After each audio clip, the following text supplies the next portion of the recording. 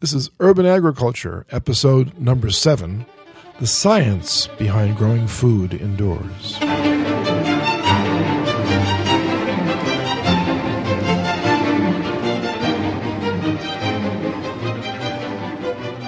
Urban Agriculture, episode number 7, recorded on July 3rd, 2014. Hi, everybody. I'm Vincent Racaniello, and with me is the urban farmer, Dickson Despommier. Hello, Vincent. You're not an urban farmer, are you? No. Well, a little bit. I live in Fort Lee, which is an urban environment, and we do have a garden on our 8th-story condo. So that's an urban garden, right? It's an urban garden, but I'm not an indoor farmer, is what you probably meant to say. I'm an outdoor farmer as well. You are. And I am in the suburbs, so I don't even qualify. So you use qualify. soil-based agriculture, and so do I. And in fact, our lettuce is beautiful.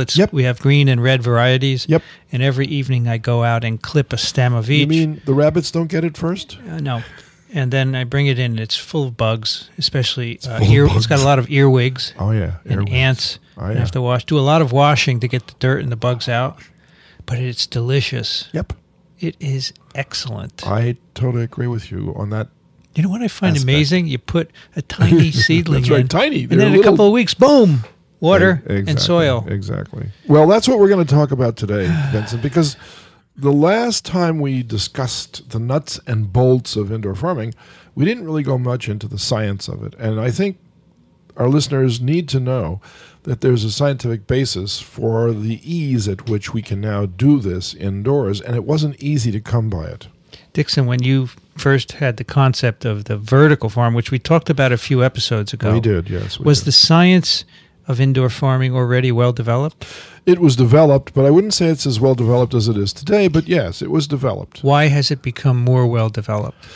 Well, I like to think because people have been thinking more and more about raising food indoors at a commercial level, and not just as a hobby. And that's because of your impetus, right? I'm sure I would be considered egotistical if I were to say yes in that regard. You've had a role, though. I've had a role. No, I've had a role, and so have 106 of my graduate students, by the way. What are they doing now? Are they farming?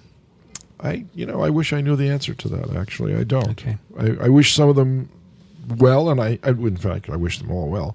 But I hope that some of them would gravitate towards this field because it could use their input. All right. Now, before we start, yes. we released the previous episode just a few days ago. Right. We're recording this because I'm going away. Right. We already have feedback. That's amazing. So it's relevant because it's about the science. So let me read it. This is from Robin. He has a variety of things to tell us. Fantastic. First, atmospheric CO2 ain't 300 ppm anymore. Oh, no, it's 400. Yeah, didn't you say last time it was 300? No, I corrected that later on. Remember, I said it's up to 400 now. Anyway, he sends us a link to just hit it. The Keeling curve from Scripps. That's See? right, that's right, that's right. Latest reading, July 2nd, no, it's 400. How do you measure this? With a probe? It's done with a probe that's specific for carbon dioxide, but by the way, we won't have to use that anymore. It's in Hawaii, that's right. Hourly and daily average, my gosh. That's right. So, guess what? Hey, it goes up and down every day. Yeah, I wonder what that is. Try to guess. Photosynthesis? Exactly right. In the ocean? In the air. They're measuring this in bugs the air, not in the ocean. Yeah, but there are bacteria. There are microbes in the ocean that undergo photosynthesis, right? Night and day. This means that detection system is incredibly sensitive. Incredibly sensitive. So what did we just do yesterday? You want to see the 800,000-year record? Sure. Well, we put that on the show notes. This is great. We'll put it on the show notes. So this is the background to the science about discussing why we should be doing this, All okay? Right. So this is part 1 of his letter. There's more. Excellent. Wait, before I forget. Yes. Yesterday, we just launched a satellite, which will measure from the US? 440 miles above the Earth the carbon dioxide content of the atmosphere. This was NASA? NASA. Yep. The first one that they tried to launch failed. And it was a big disappointment. What do you call that? A CO2 satellite detection system. All right, let's see if we can find it. I know we can find it. You go to the NASA website, they'll show you. No, I do that NASA launches orbiting carbon dioxide Carbon Observatory 2 satellite. Carbon Observatory 2. What To does that stand monitor- for? CO2. Wow, how clever. Yeah, they're very clever. To monitor greenhouse gases. They're almost as clever as the molecular biologists are at naming genes. like You know, like super hedgehog and stuff hedgehog. like this. Yeah, I like hedgehog. Yeah. You like that? I do, actually. It's a little human interest story. Okay, let me put What that in else the does show Robin? notes. What else does Robin say? I got to put that in the show notes. Hang on. Yep. So soon we'll be able to absolutely tell at a moment's glance Okay. where the CO2 is coming from and where it's being fixed. Whale oil for indoor lighting was replaced by petroleum. Incandescent electrical lighting came later. Okay. All right? Okay. That's Okay. remember I asked you. All right. All right. Perfect. And he gives a link to Thank you, Robin. Wikipedia. Planting more trees will not solve the atmospheric CO2 problem. Various other gaseous pollutants promote low altitude ozone formation. Ozone is toxic to plants. The trees are dying wholesale worldwide faster than they can be replanted and regrown. And he gives a couple of links to that.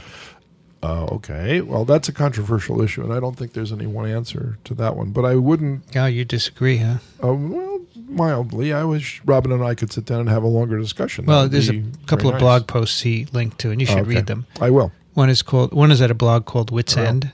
Are you at your wits' end? I'm not at my wit's end. In fact, What you got there, if Dickson? you will recall, I brought in, for your viewing pleasure, a review of a book in science called Will They Grow Back? Mm-hmm. And the answer is, that these are for restoring tropical forests, and the answer is, according to this one expert who is a tropical tree expert, the dipterocarps are her specialty, the answer is yes, they will grow back if we allow them to. So there are lots of scientists out there that believe that reforestation is a solution to removing CO2. Now, I agree with Robin that there are other greenhouse gases in the atmosphere that trees will not remove, and one of them is methane. But do you know what the biggest contributor to greenhouse warming is in the atmosphere? It's water vapor. It's by far the most abundant of all the greenhouse gases, or at least in this case, aerosols. So that's not going to change much over time, okay? If the Earth does get warmer, however, it can hold more water vapor, and therefore it gets warmer. And it could eventually get to a runaway condition, like, for instance, is the case for Venus. But that's a different gas. That's a carbon dioxide and sulfuric acid mixture, which is kind of yucky. But here on Earth, we're stuck with our current system of 21% oxygen and 76% nitrogen and a smattering of other gases.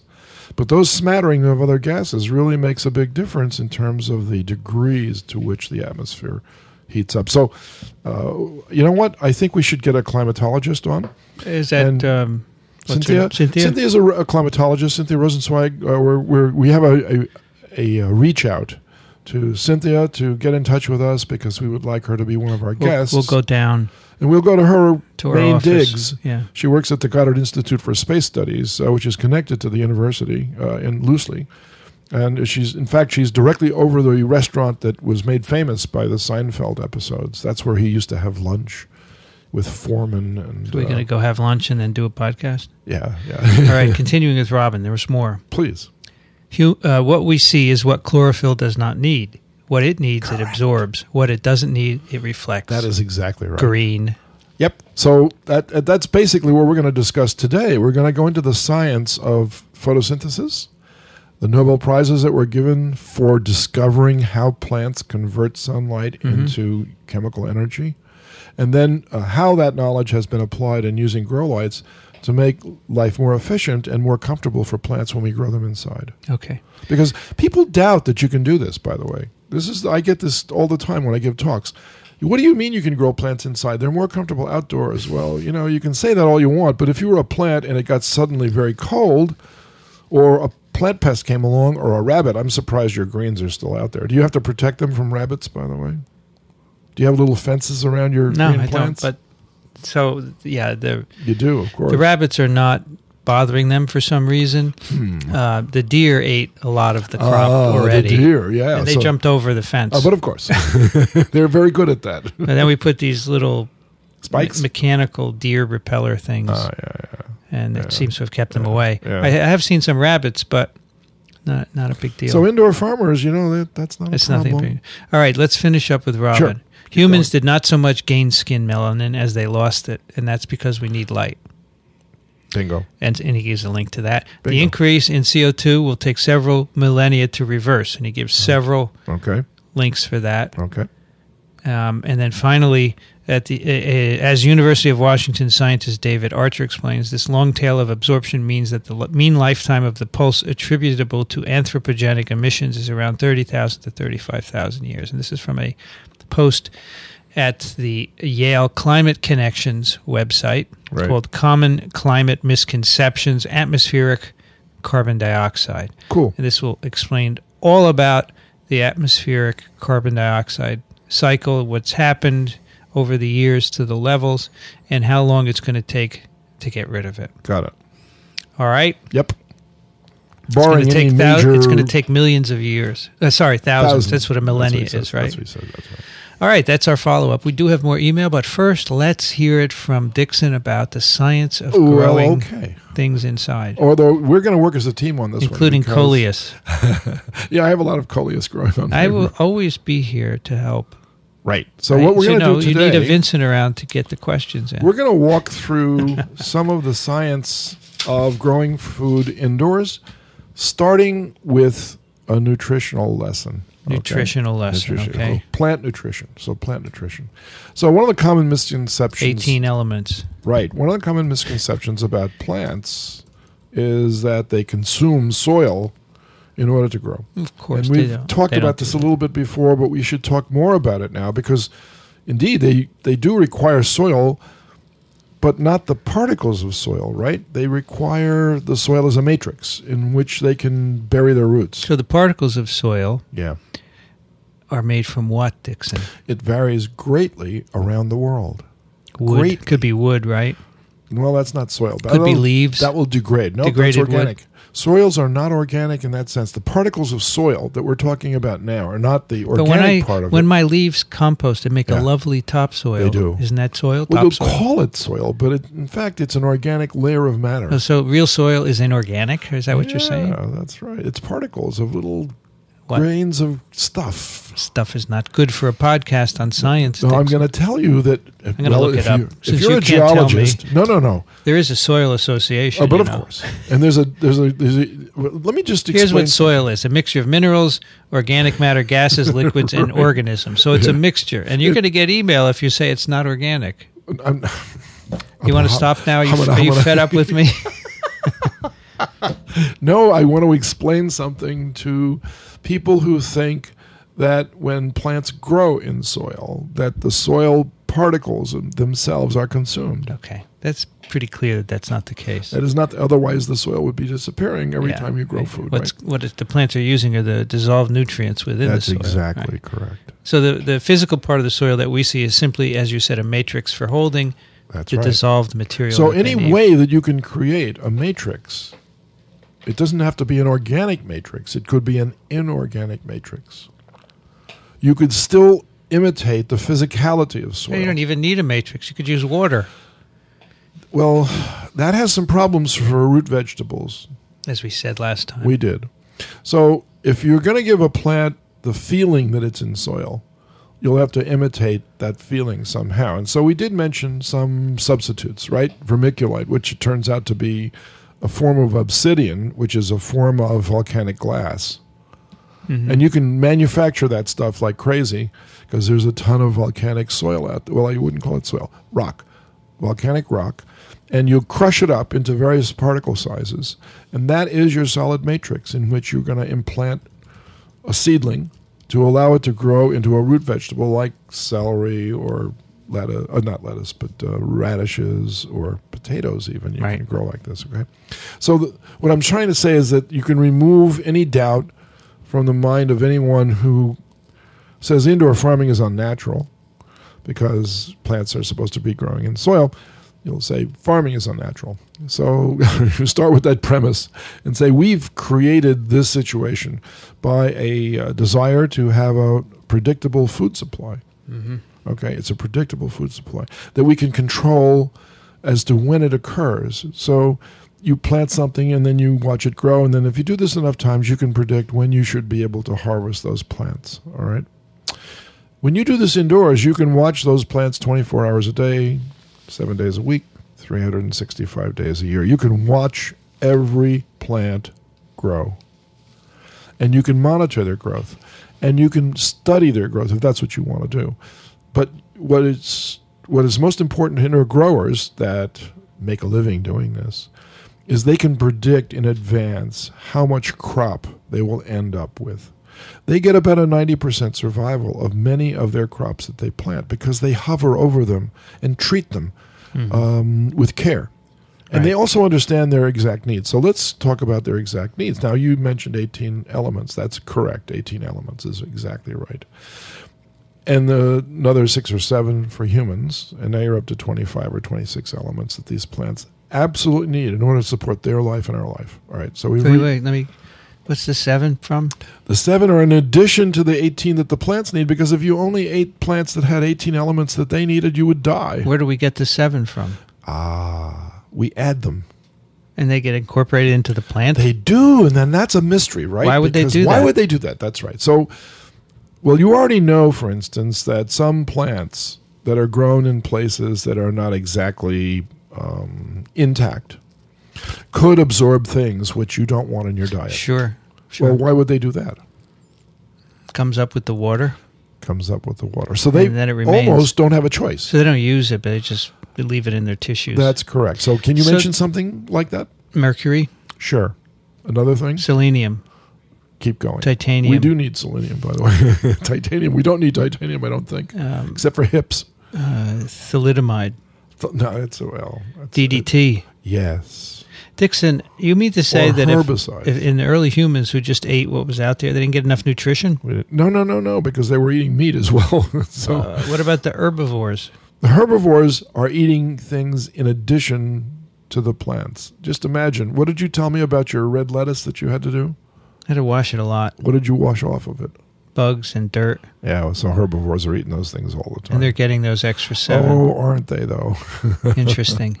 So who discovered that humans needed 7 more? Well, that's a what were they, elements? Elements. Yes. And this must have been a revolution, right? Well, you'd think so, but I don't think anybody really knows the person who I'm about to mention. Again, I've mentioned his name once already. What's his name? His name is Julian Pleasants. Yeah. Julian Pleasants was a graduate student at the University of Notre Dame working on the nutrition of mammals.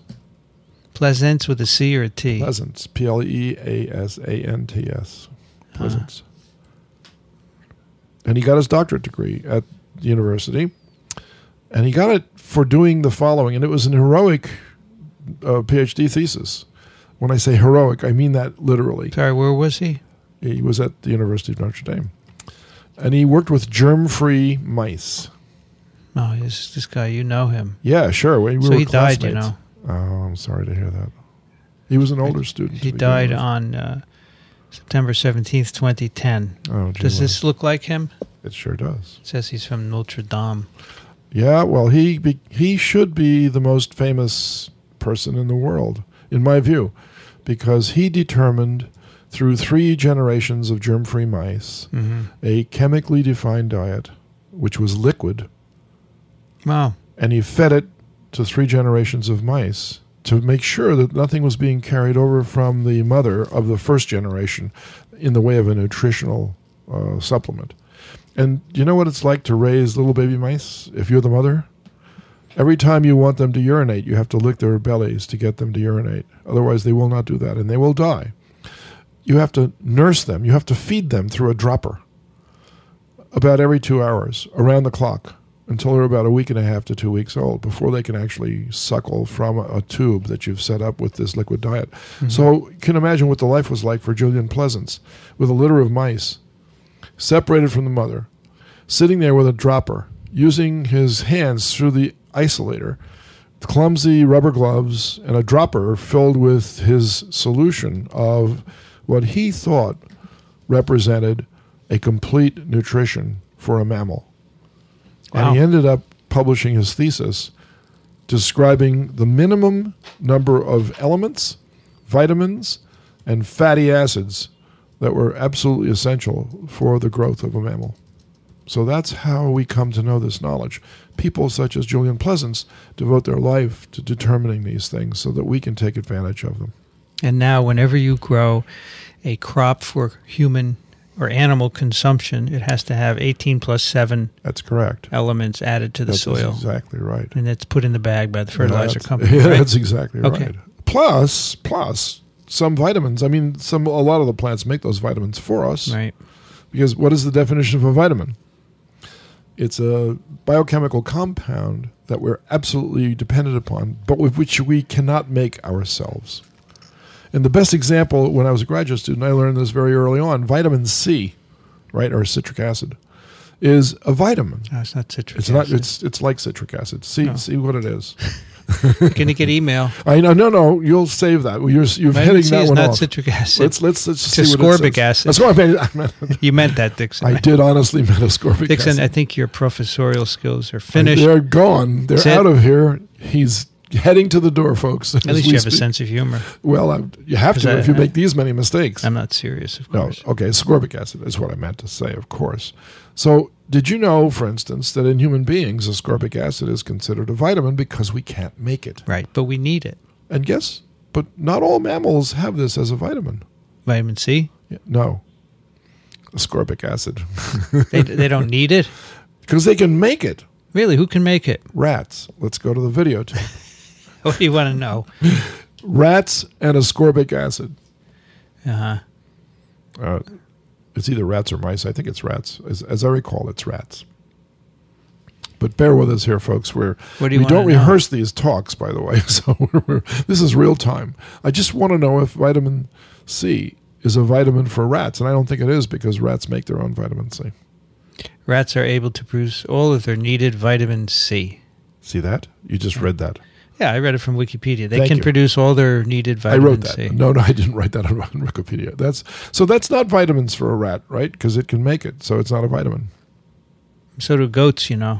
That's nice. I didn't know that. They make their own vitamin C. Isn't that remarkable? Goats, like almost all animals, make their own vitamin C. Wow. So apparently humans That's are cool. one of the few that don't. Isn't that interesting? What is the trade-off? It must have been a trade-off somewhere. There has to be a trade-off. So can you think of a vitamin that microbes make for us that we cannot live without?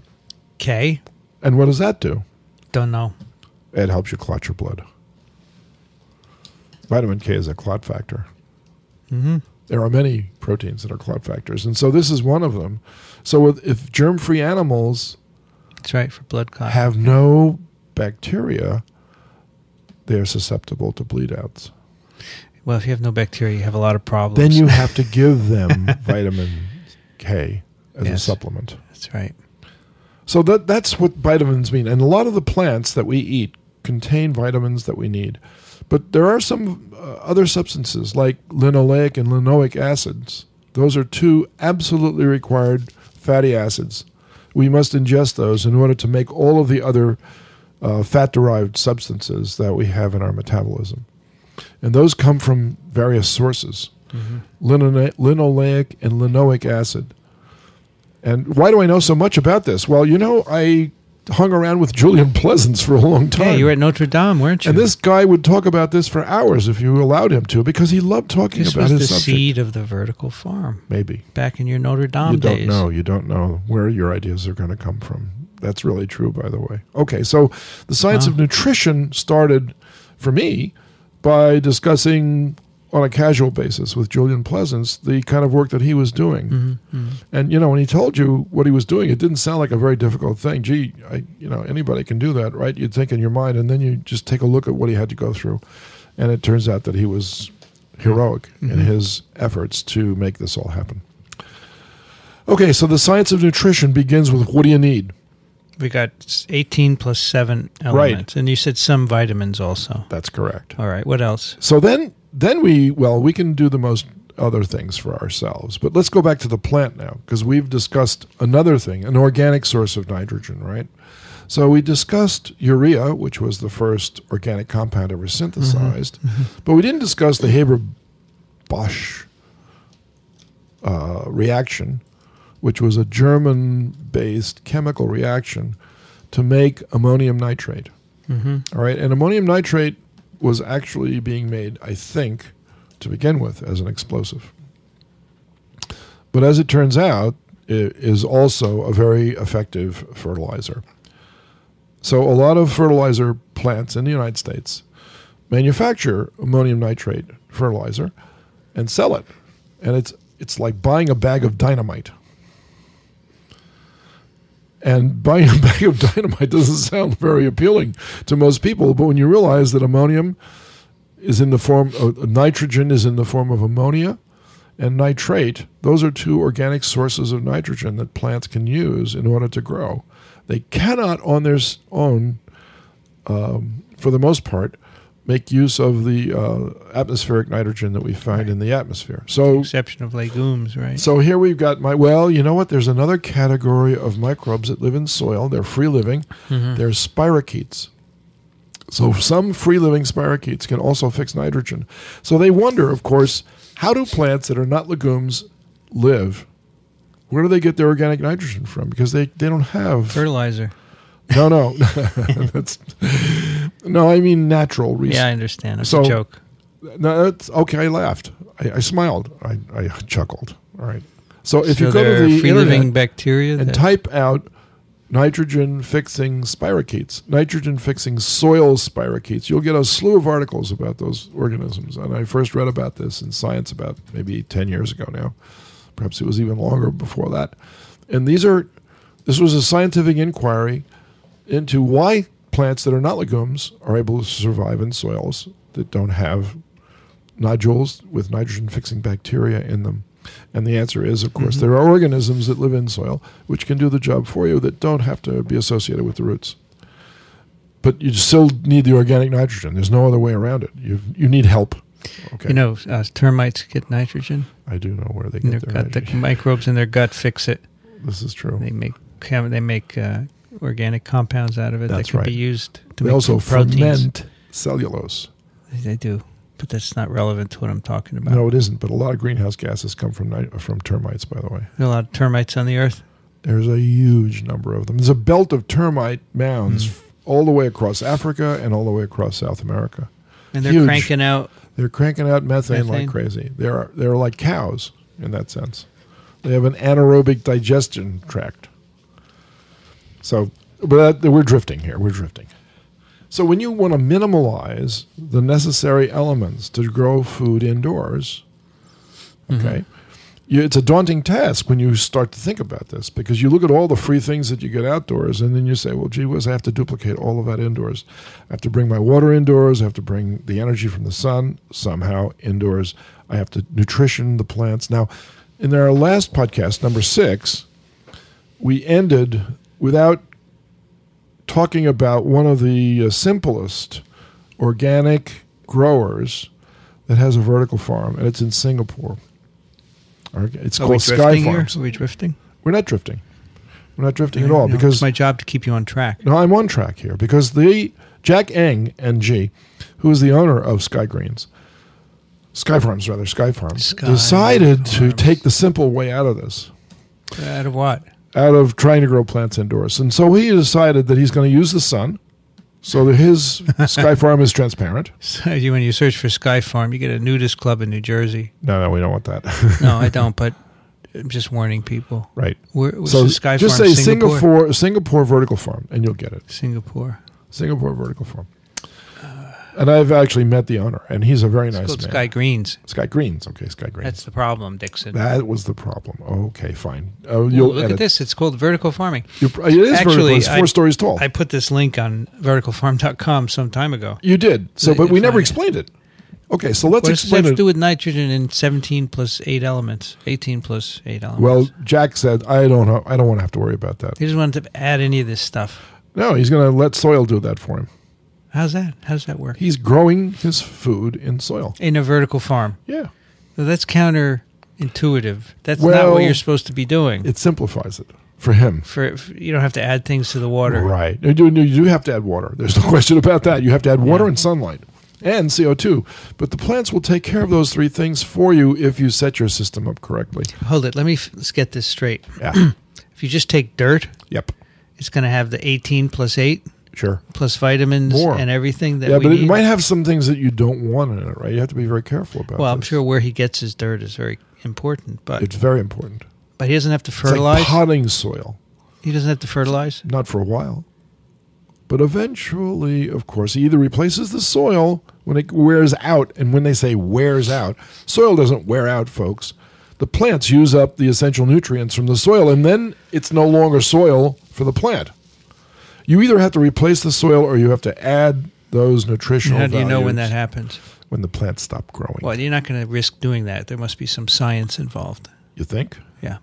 What if you just decided Well, it must be year, every 5 when you crops. harvested your plants, you replace the soil? Well, that'd be rather expensive. I don't know. Soil's pretty cheap. What about every 4th year? Well, you're risking as to whether or not the plants will use up things before the 4th year.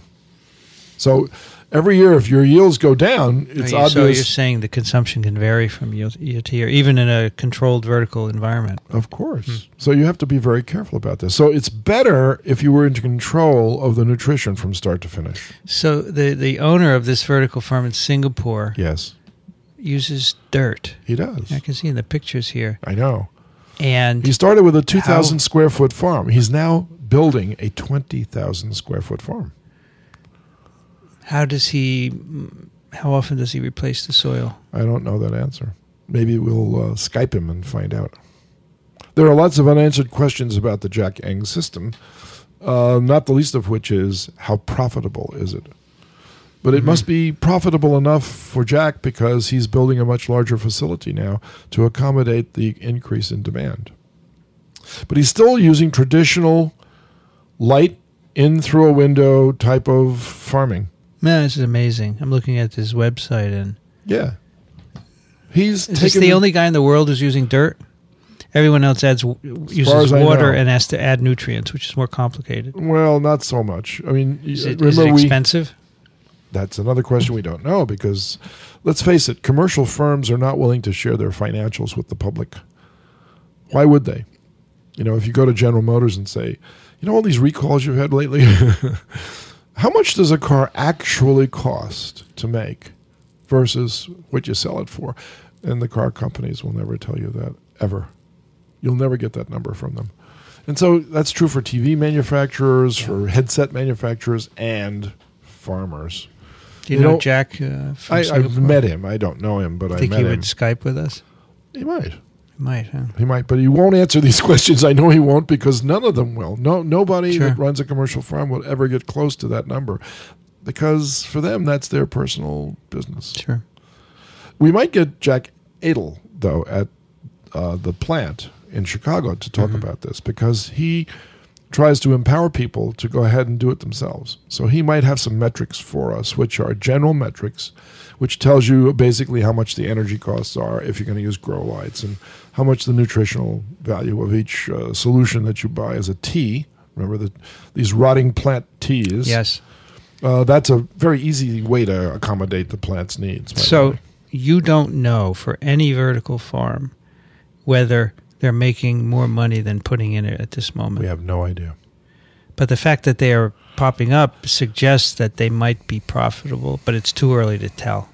Well, it's not too early to tell, I think, because all of them have gone from small operations to larger operations. So the ones that I'm very familiar with, like Green Spirit Farms and Farmed Here, and even Jack Eng's farm from Sky Greens, those farms started out smaller, and they made all their mistakes around those farms first and determined their metrics before they went to a bank and said, okay, now I need to really do this on a larger scale. But maybe if we ask them, are you making money? They'll say, Well, they might say yes. Sure.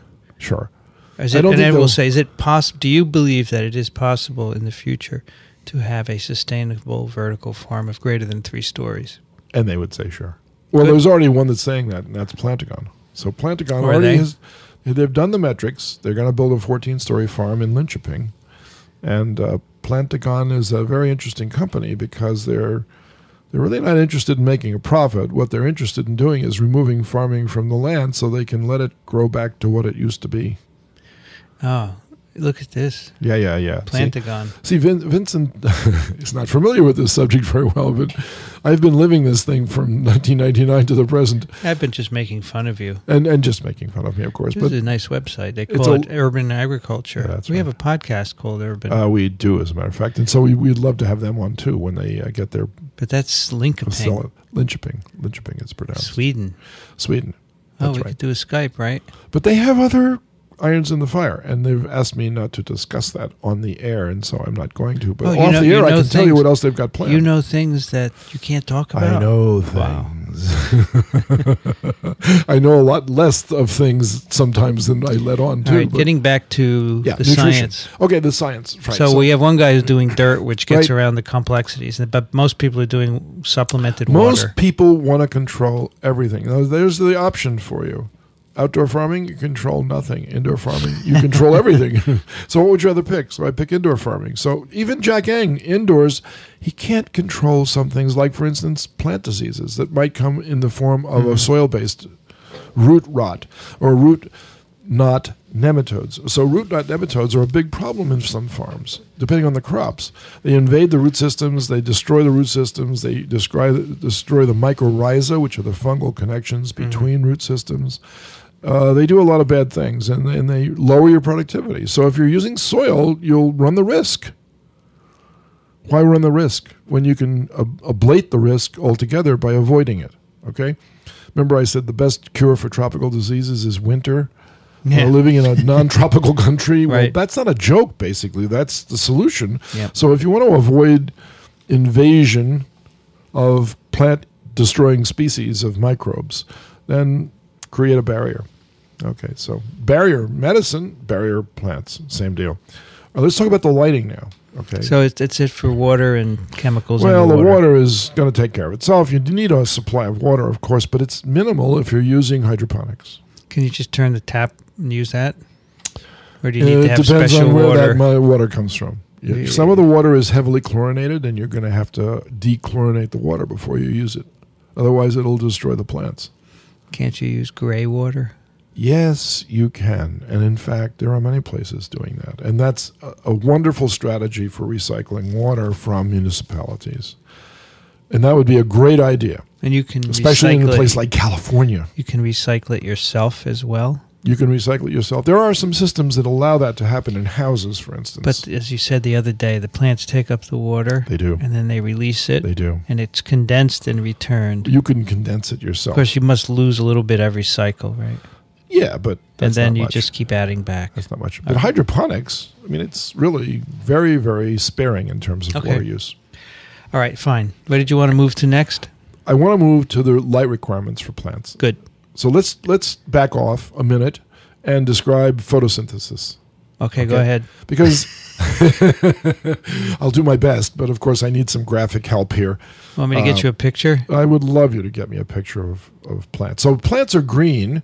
I have a picture of a sun and a plant. Is that good enough? We're heading in the right direction. I'm just kidding. Robin said it best when he said that plants absorb what they need and reflect the rest. Chlorophyll. And you think chlorophyll is green. Well, chlorophyll is not green. Chlorophyll reflects the color green. Yeah. Right, but it doesn't absorb the color green. No, it doesn't. Right. So what are the wavelengths that plants do need? Now, if one were just intuiting this, that is to say, you don't know anything about photosynthesis, you don't know anything about plants, but you do know something about the way life works because you're a biologist. So you'd say, well, plants grow outdoors, and so they probably use visible spectrum of light. And in fact, there are lots of non-visible spectra of light that arrive at the Earth's surface, also infrared and ultraviolet. So you might say plants probably use all of it. We talked about this last time. I know we did, but we didn't go into the details, did we? I don't need all of it. That's what we revealed last time. We did not go into the details. Okay. You're the boss. It's your show. The details are which wavelengths are absolutely required for plant growth. I thought we did that last time. We did not. Okay. We went to the video on the images, and we showed the absorption spectra for chlorophyll A and chlorophyll B, but we didn't explain it. Okay. Wouldn't you like to explain it? If you can. I'll do my very best. I know you get email. Well, we get a lot of email. That's okay because that's the way we're going to educate. So I'm going to start by saying that plants use, get this one now, water, CO2, and they get both of those things from either the air. Water vapor can form on the underside of plants, and plants can absorb it through their leaves. This is possible.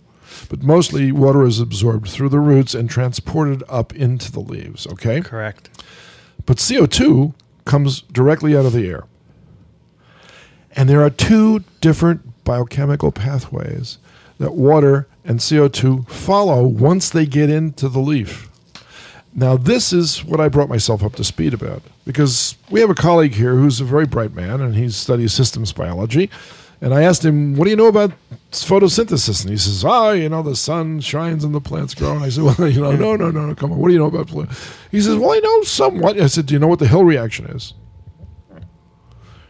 And he said, well, I learned that as a student, but I said, do you know who Melvin Calvin was?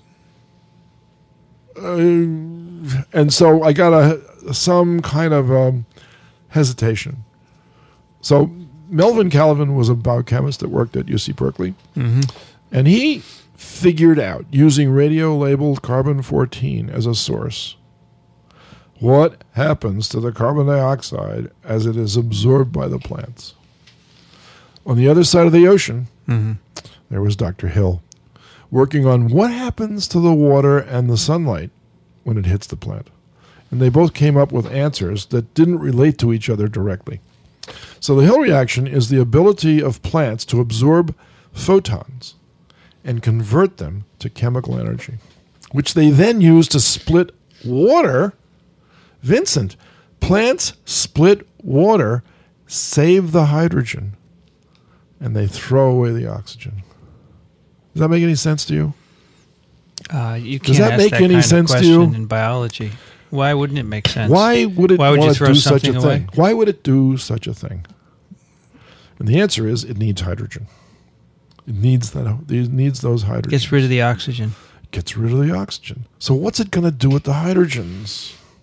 They're going to be used as an electron acceptor. You got it. For what? It has a series of compounds inside called cytochromes. Yeah. And some of those cytochromes are chlorophyll. Chlorophyll is one of those cytochromes, okay? And the electron transfer system that we have in our bodies to help us get rid of hydrogen, these plants reuse the hydrogen to reduce carbon dioxide as it makes the Calvin reaction to take CO2 from the air and create sugar. So we breathe out the byproducts of our sugar metabolism, and they breathe in those byproducts and turn it back into sugar. It sounds like a very nice system, right? But it took years and years and years of clever biochemistry and several Nobel Prizes to figure out what was going on inside the grana, get this one, the grana of the chloroplasts. What do you know about a chloroplast that makes it a rather unique structure? I know little. You know something, though. I know about mitochondria. Tell me about those, then. Yeah, they have those Christie inside. It gives you the surface is that area Governor Christie or just on regular which Christie? the respiratory cycles occur. This is true. What else do they have inside? Don't know. Yes, you do. In mitochondria? I know you know the answer. I'm going to draw it out of you. How many different genomes are there for the viruses? They have a little bit of a genome, right? They have a do. mitochondrial genome. How is it a big genome or a small No, it's genome? pretty small. It's compared to viruses, it's pretty small. What about the chloroplast? They have a genome as well? Oh, it's my even goodness. smaller? It's even larger. It's much larger. It encodes for about 70 different proteins. What do those proteins do in the chloroplast genome? Well, that's a very good question, isn't it? Do they have to do with photosynthesis? They sure do. Oh, and by the way, just in passing, plants also have mitochondria. So they've got both structures. So when they can't photosynthesize, they can still live. they can do oxidative. They can. What is it called? Oxidative Respiration. That's right. So what is the byproduct from oxidative respiration? Energy. And carbon dioxide. We don't care about that. We want the energy, right? We better care about it, because if we didn't care about it, the plants wouldn't be getting We their get food. rid of the... Every time we breathe out, we're giving... What is the byproduct of anaerobic respiration? You want to have a glass of wine when you get home? Tell me about it. Lactic acid? No, alcohol.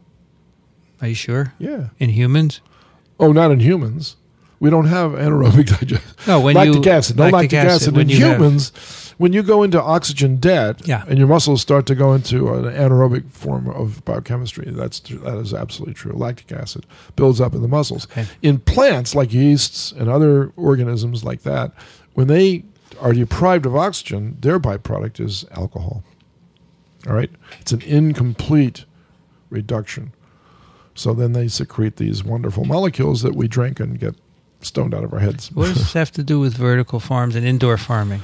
Well, if you know the minimum requirements for plants, you can match those with technology. Okay, so we have a chloroplast that carries the genes for photosynthesis. And we know a lot about photosynthesis now, although we have not been able to completely replicate it in the laboratory. We don't have a synthetic photosynthesis mechanism yet. Mm-hmm. We wish we did, because if we did that, we could do like plants do. We could manufacture large polychains of carbon using the same process that a plant uses. It absorbs light, it absorbs CO2, and the next thing you know, you've got these long chains. Like, for instance, gasoline. People wish they could use photosynthesis to make gasoline. All right. So if you're clever and you know that plants do not need the entire spectrum of visible light, then your energy requirements are reduced. So your budget for energy goes down compared to the people that are using the entire spectrum because they don't know any better. And there are plenty of those places out there still that use either, they don't use incandescent lights anymore, but they certainly do use fluorescent lights, or they use sodium lamps, which emit light at another certain kinds of spectra, which matches roughly what the needs are for chlorophyll. But if you go to the Google images for absorption spectra for chlorophyll A and B, those are the two chlorophylls. And by the way, that's what this satellite will be measuring when it looks down on the Earth. And there's another satellite that can look down on the radiance given off by chlorophyll when it's active. All right? It gives off radiative energy at a very low level, but you can tell from outer space by monitoring large swaths of plants whether they're actively transpiring and growing. And you can do this by a kind of reflectometry that's also used to detect infrared light. So there's a lot of science going on out there which is aiding and abetting the human species in maximizing yields both outdoor farming and for urban farming. Outdoor farms are totally dependent on sunlight, and so when you don't have enough sunlight, or like yesterday, what happened yesterday here, Vincent?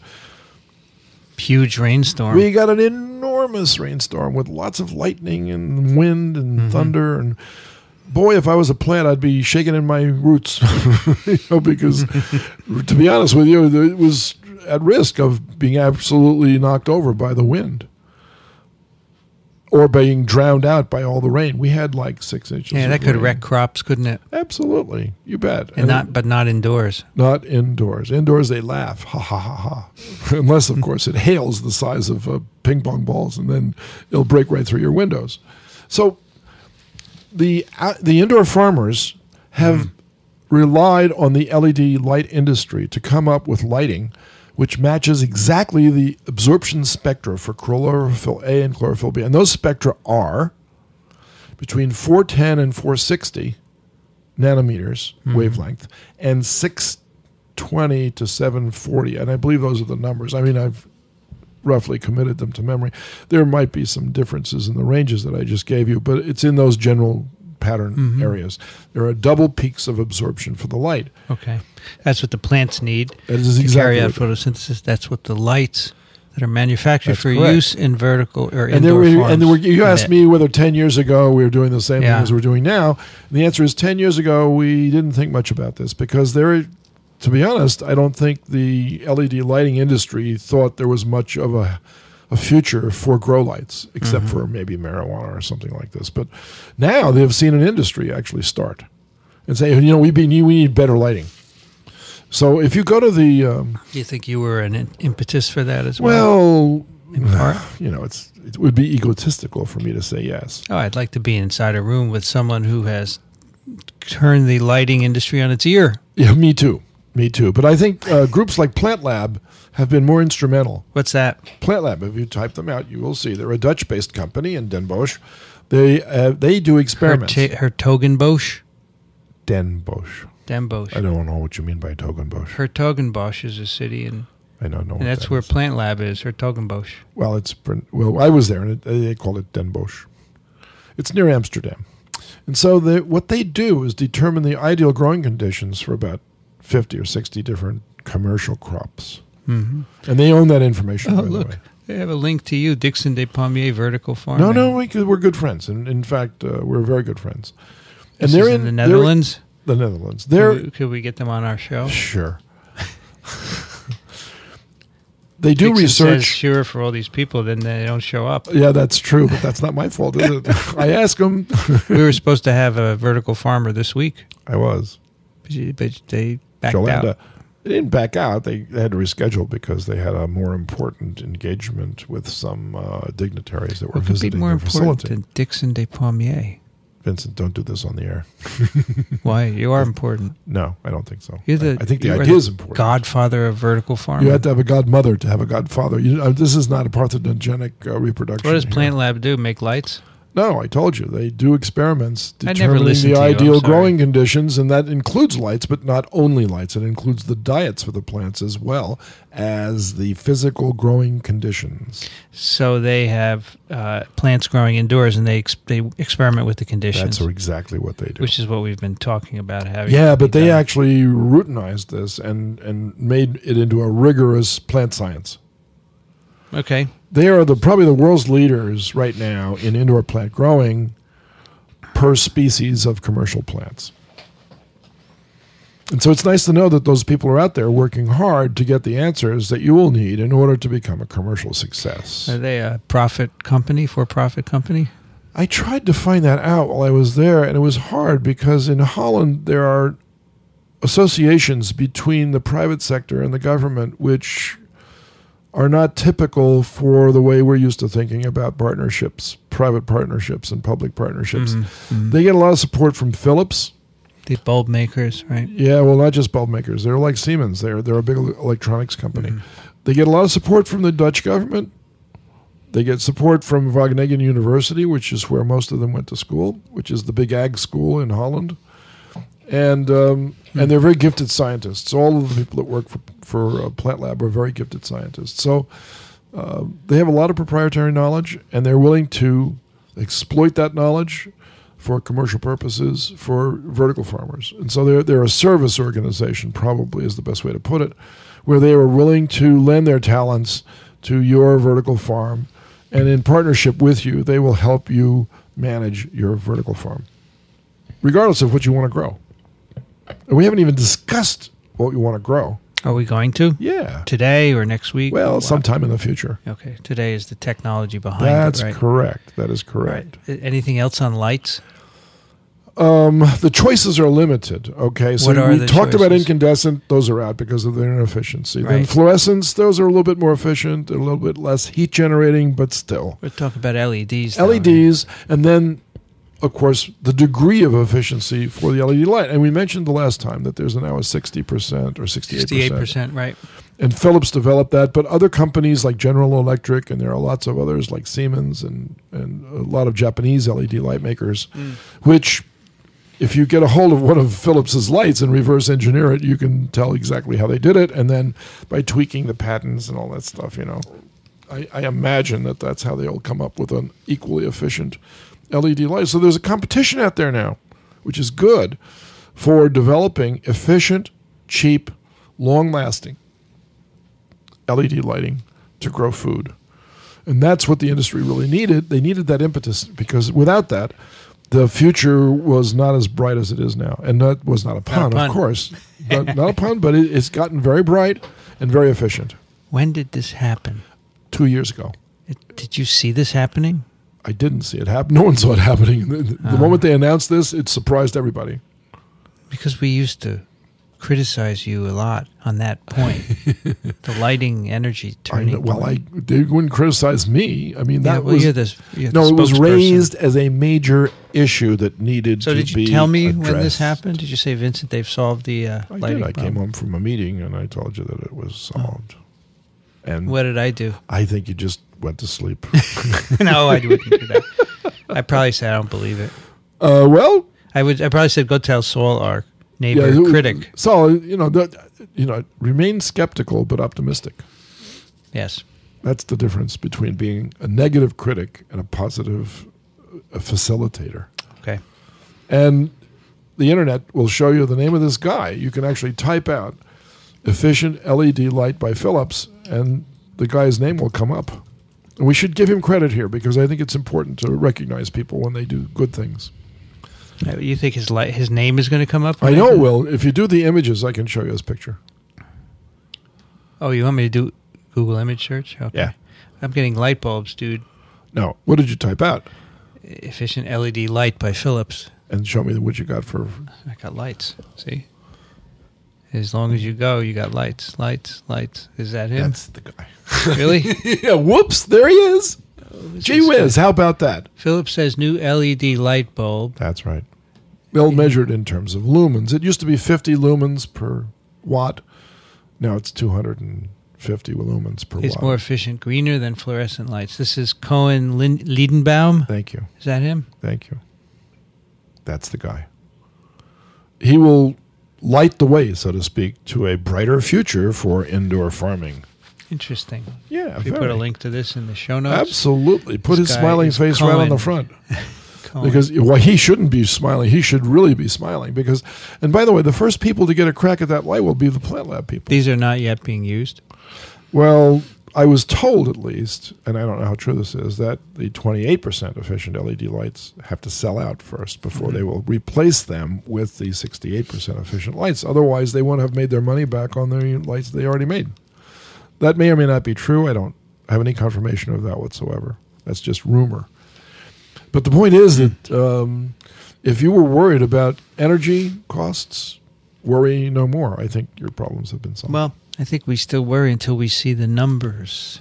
Well, Because right now it's rather secretive. you're seeing people making larger vertical farms from smaller vertical farms. That's a very good sign. So one of those is Green Spirit Farms, and they use an off-the-shelf growing system called the Omega Grow System. And we talked about that before, too. This is in Pennsylvania? Yeah.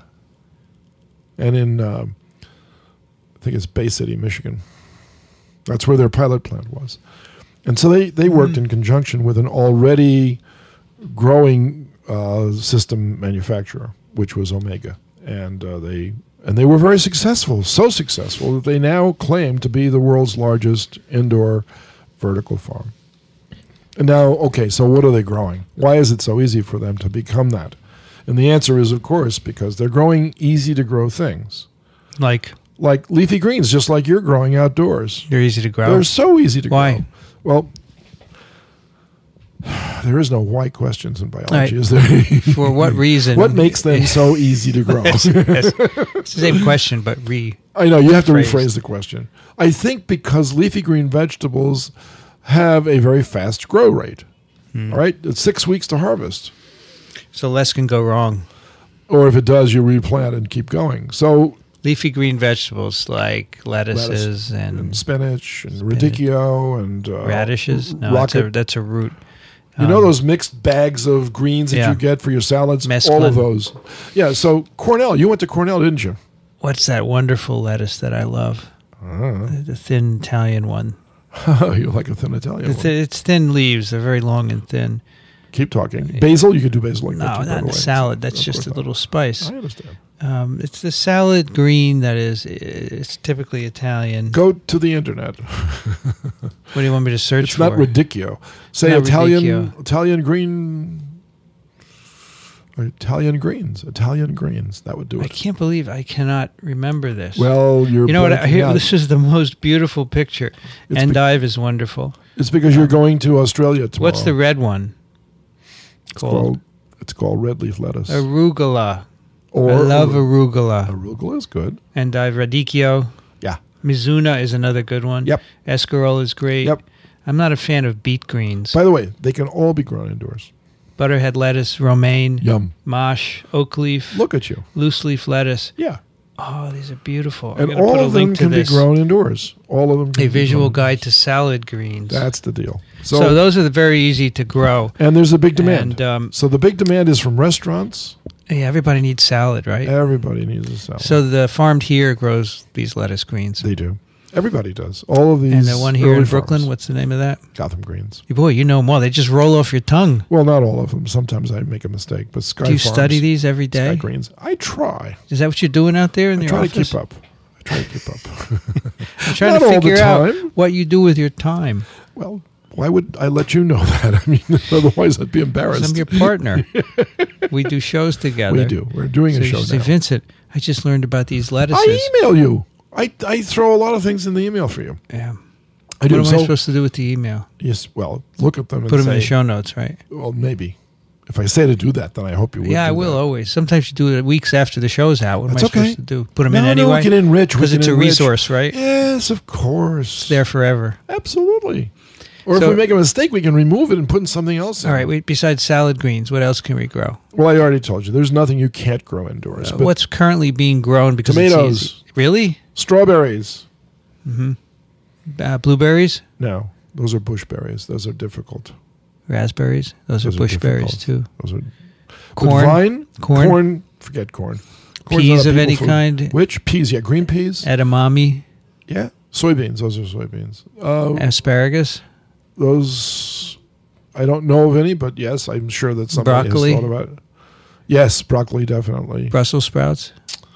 Difficult. I think perhaps this configuration of growing systems hasn't been worked out Cabbage? too well. Cabbage, easy. Cauliflower? That's also easy. Celery? That's a root vegetable, but yes, they've done that. In other words, you Thinking can't, about what's in my you bin. can't mention anything that hasn't been tried. All right, let's try some fruits. Let's try some fruits. Forget the tree fruits. All right. Don't tree go fruits near the are tree out. fruits because the trees are good to have outdoors. Those are fine. So we're never going to Bananas. put... You can do. They actually have a dwarf banana tree. The same size bananas. So forget that are very apples, small. apricots, Forget peaches. Those. Forget those. All that stuff. Coconuts. Forget those. Forget it. Okay. But the bushberries, definitely. And watermelons, the melons, You definitely. just said bushberries, no. I did say no. Forget about that, yeah. Yeah. But Watermelons, melons, no. How about squash? sure. Easy. Zucchini type things. Easy. Cucumbers, Definitely yes. peppers. Definitely yes. You could do this hydroponically. They're already doing that. When you say could you, these are being done now. I'm just asking, in the existing urban And farms, I'm saying yes. all these things are being grown. They are. So if we went to the one in Brooklyn, was it farmed here? No. No, Gotham Greens. Gotham Greens. I don't know what they're growing. Well, we could find out. They'll tell us. Well, they have a website. They do. But they've just insinuated themselves on the top of the roof of the Whole Foods, and I don't know what their product diversity now is. I knew what it was. They were growing 5 different kinds of leafy green vegetables. They make bok choy, Go on. arugula, That's new. basil, That's nice. butterhead lettuce, That's nice. green leaf lettuce, That's nice. red leaf lettuce, That's nice. Swiss chard, Look at that. baby Asian blend Look of at that. lettuce, kale, Kale. That's new. Brooklyn iceberg, Ooh, Brooklyn iceberg. Of course, you got to have a Brooklyn name in that, right? Like Brooklyn Lager. and they make a bunch of different tomatoes. Look at how beautiful Look they at, are. and you know what? Those It's tomatoes gorgeous. are brand new. Those are Some of brand them look new. like pears. That's exciting. Tomatoes. This is the gourmet lettuce medley, which is a mixture. They make little Vince, tomatoes. this is very exciting because when they had the 2,000 square Back to foot farm, choy. they didn't raise tomatoes at all. So now they're diversifying their crops. Are we And going to be able to go visit and talk to them? Of course we will. Maybe they'll say you have this half-bit podcast. We don't want to talk to you. You know, you denigrate us in public. I don't know why you do that. I'm joking. I think we're doing a wonderful job of this. I'm and just insecure that we're not going to talk to these people. I would love to go, and we could just sit in Well, her we can't office. do it all at once. You know, you want to do everything all at once. You're like a little kid at Christmas with all the toys. You want to play with them all at the same time. We have to, take our time here. I would love to just go and talk with them. We're going to. We will go do Okay. that. We will go do that. And You can the- taste their products. the You can one bring in- some home. Yeah, they look great. The one They are in great. Newark, Scranton. you said there's one, Scranton, There's one in Pennsylvania. Newark called Arrow Farms. It hasn't opened yet. They're busy getting up. If you go to their website, you'll see what they say. So this Gotham Greens, they have several. They have one in Brooklyn, 2 in Brooklyn, 1 in Queens, and Future farms. Look at it. Let's see where they're going to be. Right. Oh, they say if we want to develop more greenhouse products, if you're a real estate owner, developer, architect, contact us. See that? Why don't you contact them and say you're interested in vertical farming? They already know I'm interested. I'm sorry. Sorry. This is cool. What's the lady's name who runs this? Well, one of them is Jen Nelkin, and I don't know what her married name is. I confess that I've forgotten her married name. She even has a small child now, which she's quite happy and proud about.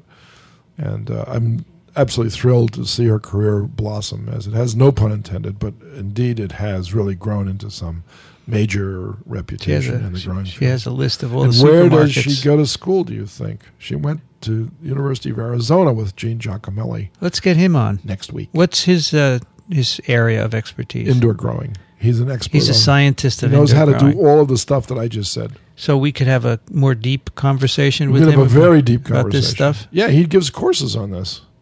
Yeah, I'd like him to talk about the one in Antarctica. He's been hard to nail down. And the one on the moon. I want him to talk about the one he wants to send up to the moon.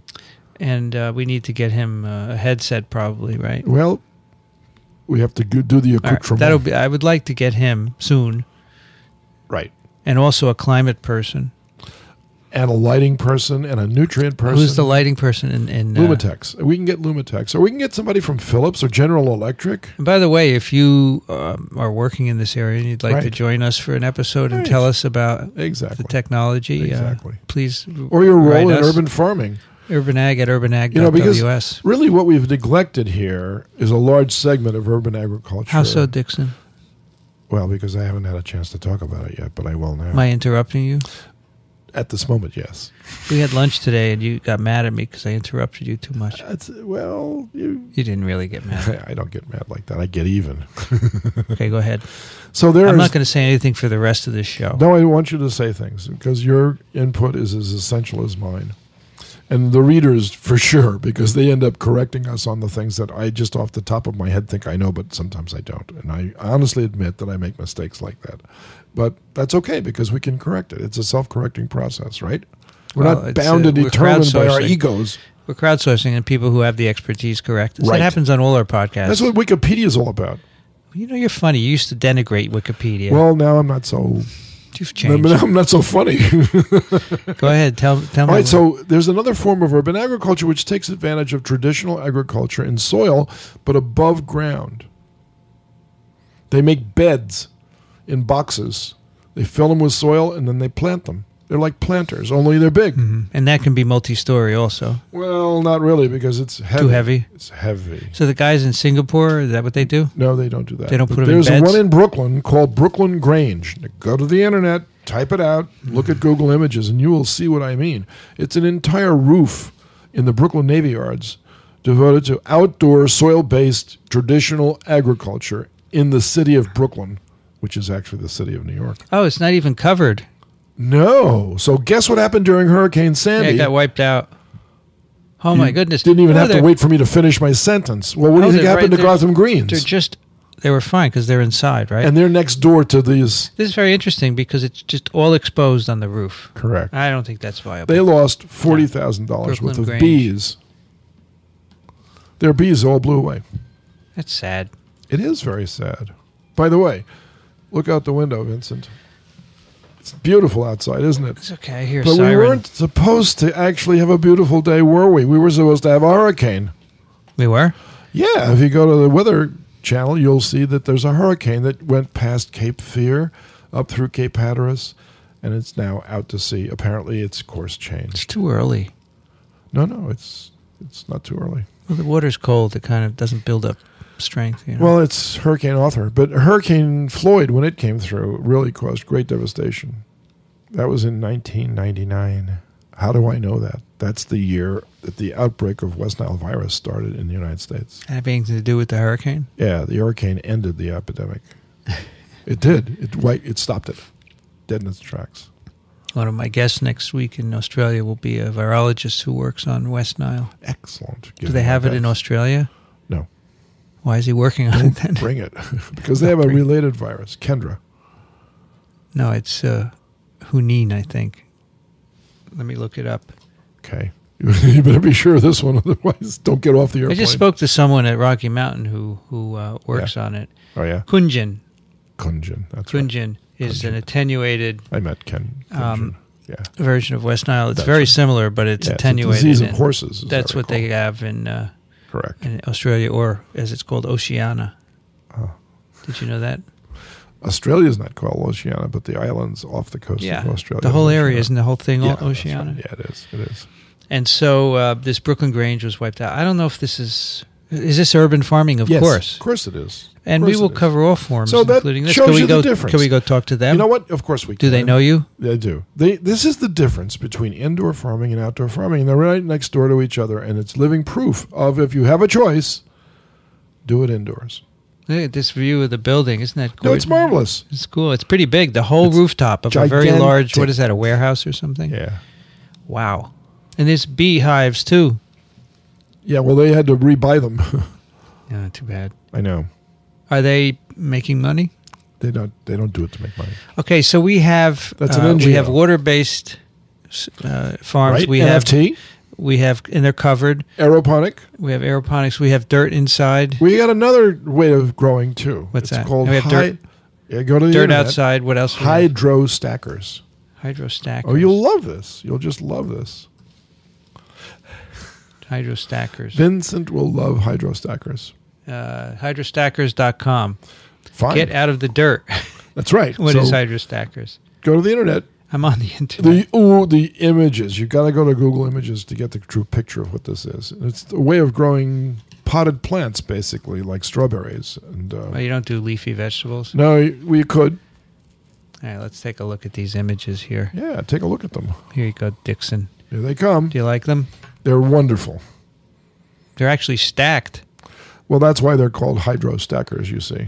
So basically what we have here are plants growing in these little containers. Oh, this is Correct. Now, kind they of could be small. hydroponic. And they're stacked one on top They're of each stacked other. one on top of the end, and it's a drip down. It's a trickle down economy, basically. It's a trickle down in Yeah, irrigation, the water right? starts at the top, and it goes. If you line up all the little cups, the water can go through one plant, down through the other, down through the other, down. So through this the could other. be hydroponic or aeroponic Not aeroponic. or dirt-based. It could be dirt based. That's right. And so they've raised avocados this way. They've raised a whole bunch of other things this way.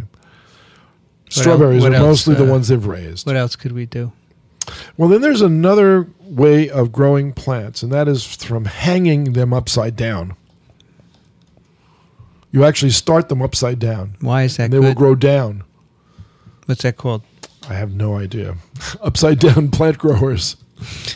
Yeah, if you type that upside down plant growers, you'll see it. And they've sold them on television as individual plant growers, but I've seen whole strawberry farms, indoor strawberry farms, in which the plants are growing down. Now, the advantage of that is, by the way, when it comes to harvesting, makes it really easy.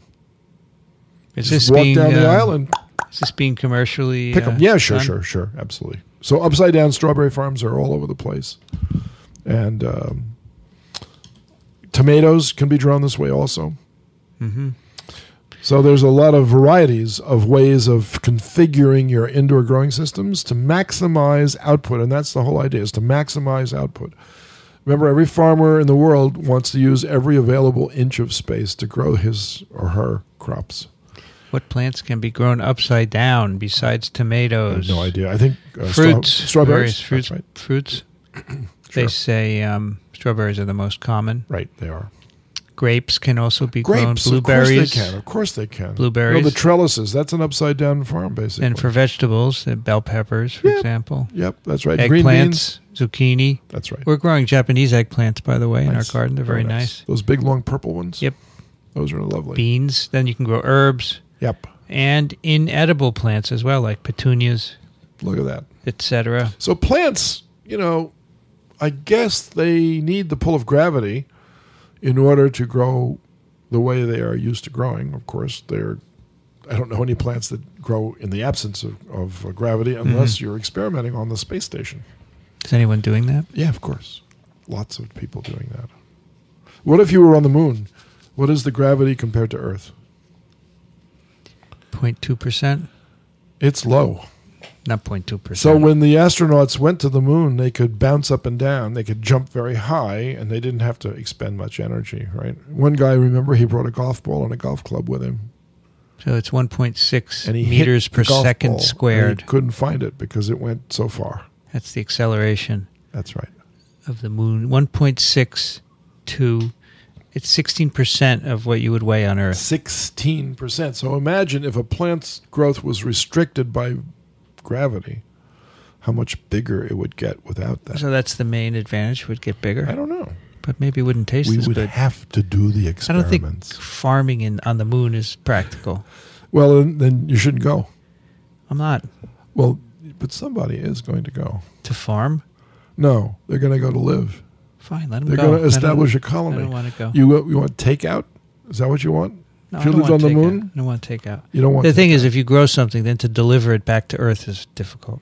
No, you're going to eat it there. Are you going to stay there? Okay, that's fine. That's the idea. Yeah, Okay. exactly right. Any other configurations that we haven't covered? Well, they will come up as we interview the Okay. people actually doing it now. So we've covered What have we a covered lot. here? What about what? What have we covered?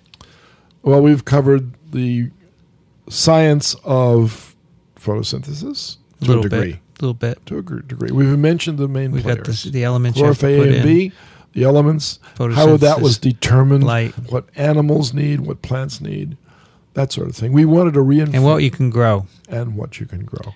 So there's no limit. And what's our next episode going to be? Who knows? You know what? That's exactly the way to leave off on this because we don't have a clue. All right. We would Well, like we'd to like have, to have some guests. we But, would like to have a clue. um, We think we would like to get. Well, I don't want to preempt.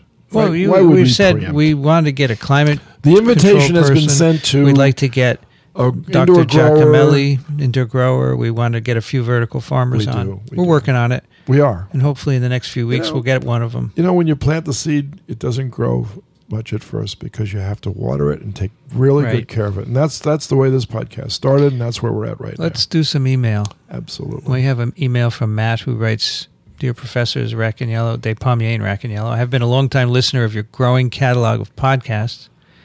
As the only virologist, the only person really interested in infectious diseases, and one of only a few members of the faculty interested in basic research in a commodity department, the pre-stage Department of Poultry Science at North Carolina State.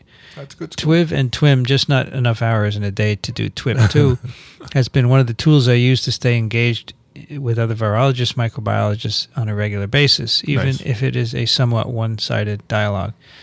Most of my departmental colleagues focus on physiology, reproduction, or nutrition, and by extension, most of the students outside of my group don't have an appreciation for the wee beasties that can affect them or the animals they are producing. Conversely, like you discussed on episode 2, most others don't really know where the food that comes from or how much of our socioeconomic system is dependent on it. That's right. To try and bridge this gap between, I've created a course here at NC State on agro-security. Nice. The course discusses the pros and cons of our current food system, vulnerabilities of the Maybe we should system get him on. to intentional, accidental, or acts of God. The class website is in need of major updating, but if you're interested, the course Twitter page is agrosecurity411. So when I got your tweet last week about this new podcast venture, I was really interested. I've made it through episode 1 and halfway through 2, but wanted to send you a couple of comments when I had the chance. First, I think it's excellent that you are tackling these issues. Good on you both. The more people in the conversation, the better. I especially like the way you're discussing the important issue, but at the same time giving people a window in on how much science today is based on agriculture. I argue with my friends and colleagues at medical schools all the time that while they are seen as the vanguard of research today, most, if not all, of the technologies their science is based on was discovered first or created for agri-research. How about that? Just using the humble chicken model as an example, B cells, graft versus host, viruses that cause tumors, Marek disease That's virus, right. That's right. vaccines to control cancer, oncogenes, retroviruses, amino acid synthesis pathways. Actually, I think that was a pigeon, and while often called rat with wings, it's closer to chicken, so I'll claim it too. Okay, second, perhaps this comes up later in episode 2, but I've been surprised in your discussion of the different green revolutions that you haven't mentioned Norman Borlaug. Right. That can't be an oversight. Right. You know Norman Borlaug? You know of him? I didn't know him. He's So- dead now. He won a Nobel Prize for revolutionizing the way plants are grown. So we I didn't believe he was mention him, interested in Dickson. permaculture. I'm not an expert in that area. You seem to remember that I started out as a parasitologist here, so I'm not as up to speed with some of this as you might suppose. Well, so but now we'll be glad to research who Norman Borlaug was, and maybe we can get somebody on our show that knew all about him and that can tell us why we should pay attention. Well, maybe Matt would like to tell us. I think Matt would love to tell us. Third, some suggestions for picks. The Alchemy of Air. Nice. Dynamite book, pun intended. I think his other book, Demon Under the Microscope, was a pick on TWIV years ago, but I'm not sure. If not, given the link between these two topics, this is also a good one for the collective TWIV, TWIP, TWIM, or Urban Ag crowd. Good deal. This takes things in a little different direction than you're headed, but I'd like to make you aware of this site, and he gives a link to it. It's one of the keys to sustainable food production is making the more decentralized systems like urban ag financially viable. And one of the best ways is for us to recognize the other value-added components of ag systems, if we can make breakfast and cure cancer at the same time. So this website is called The Advantages of Domestic Species as Dual-Purpose Models That Benefit Agriculture and Biomedical Research. Nice. And you have a website here with different cow, pig, horse. What's that one? Goat. Is that a goat, Dickson, that silhouette? I don't see it. Right here. Because that's a chicken. I don't know what it is. Looks like a lamb. Anyway, this I don't get anywhere on this website. Might be a lamb. Maybe it works in another browser. Well, he said he was out of date. His course website. Finally, I'm sorry for the long email. No problem. No, we love him. This was just going to be a short note and quickly turned into a thesis, so I'll cut myself off here and close by saying I'm really looking forward to seeing how this podcast develops and expecting a fun ride through lots of interesting historical and controversial topics. Hopefully, Right. Urban Ag garners the following the other podcasts have gotten. If not, I'd be happy to just have regularly scheduled conference calls. You can come on the show if they think you have something to add. We'd love him to be on the show. Bill writes, Dear Dickson Vincent, Affinor plans to use Nick Brusator as spokesman, etc., etc., etc. There's a lot of ballyhoo in the recently legalized production and sale of medical marijuana. Do you know those names? Yeah, I do. Most are salivating at getting $6,000 per pound for something that costs $5 a pound to grow in fields in Mexico. Time will tell, but capitalism being what it is, the illegal crop will simply drop in price, and since the buyers are buying with their own scarce dollars, they will buy it, and all these guys with their schemes of $6,000 per pound will wither.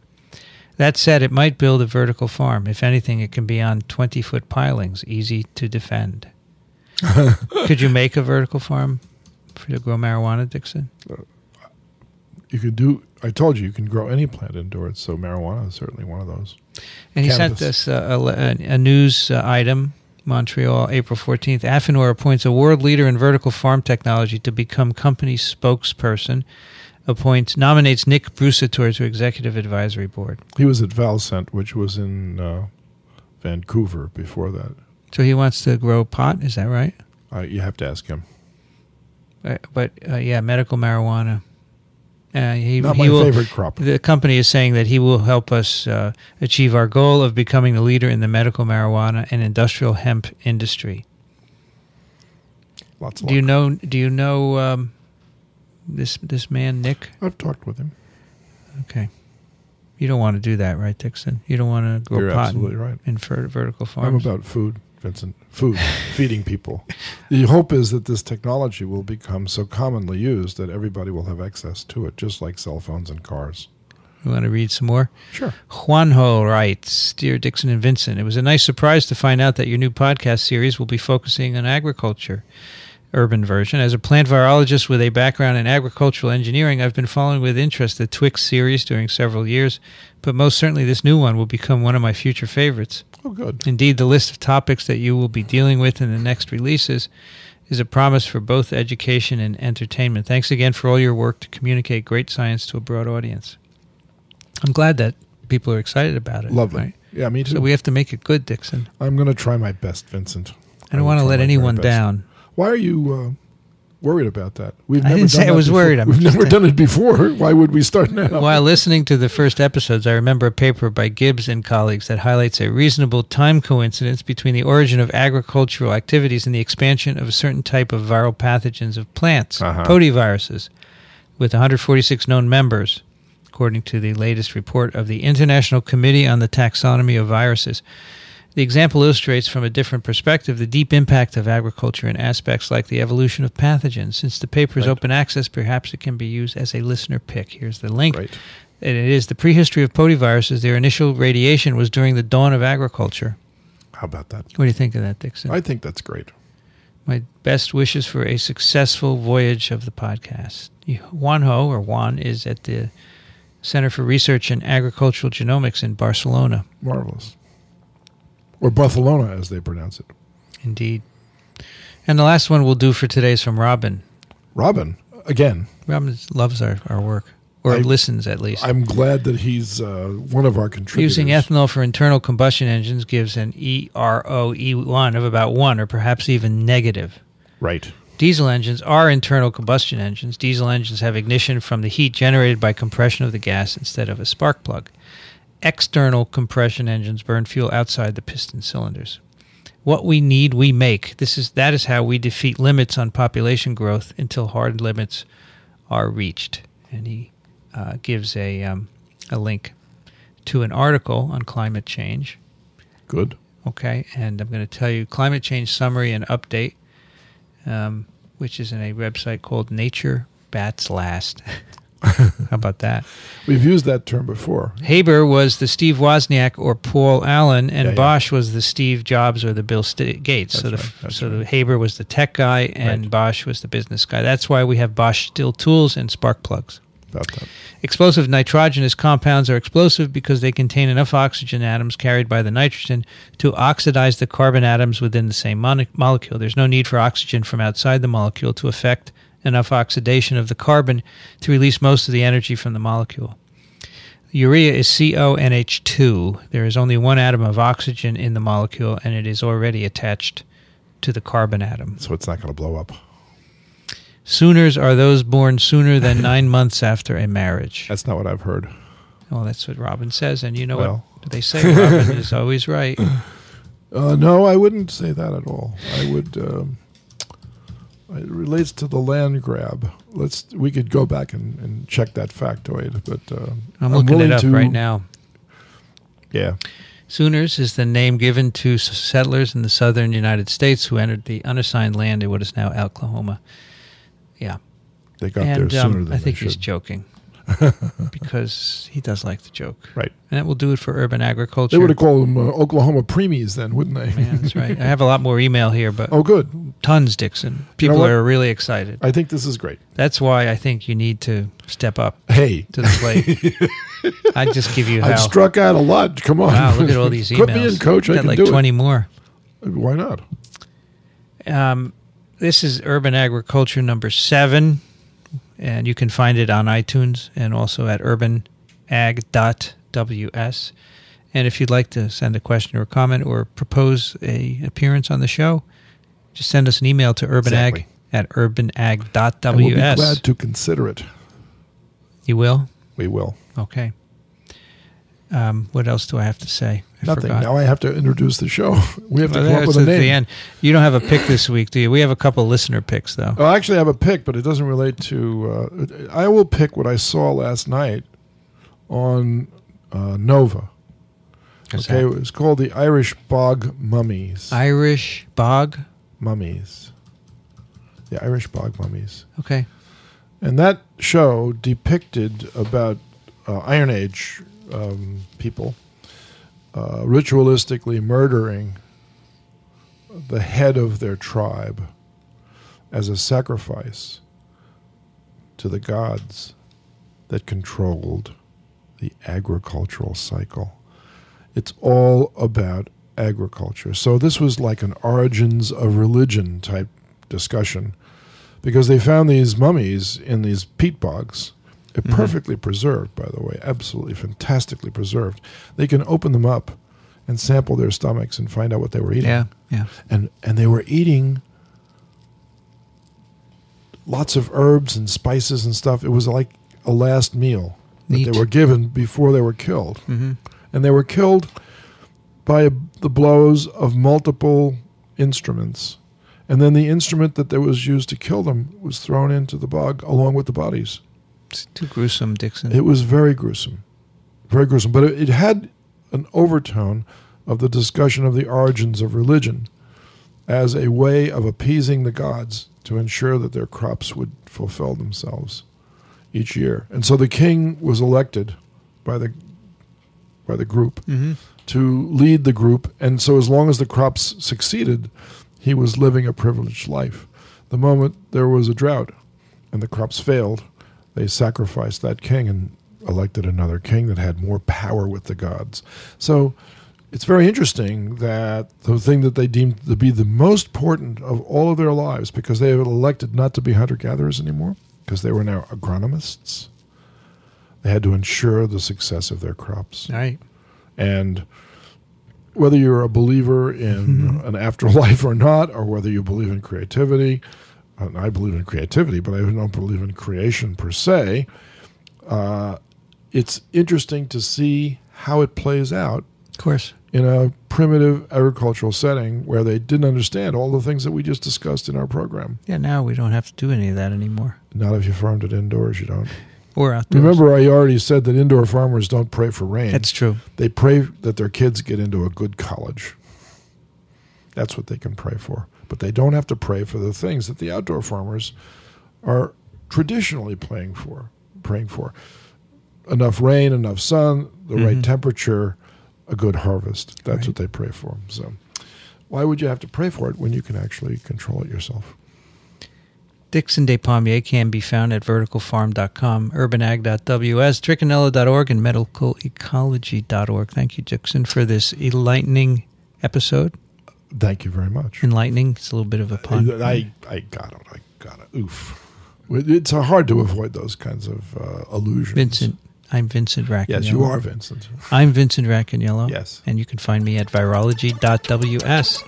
The music on urban agriculture is performed by John Harrison with the Wichita State University Chamber Players and Ronald Jenkins. You can find his work at ronaldjenkins.com. You've been listening to Urban Agriculture. Thanks for joining us. We'll be back next week. See you upstairs at the Vertical Farm.